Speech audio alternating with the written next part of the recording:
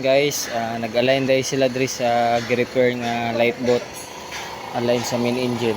Okay guys,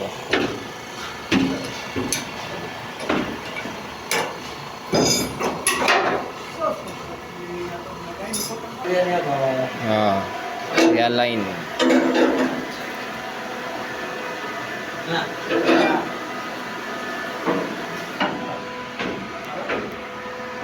Parang baliktad yan. Oh, baliktad lang. Up. Diba?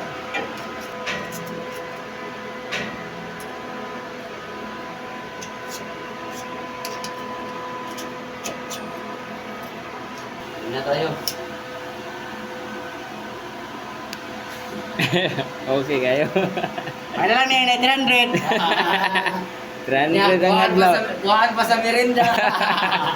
Patay ay. Patay.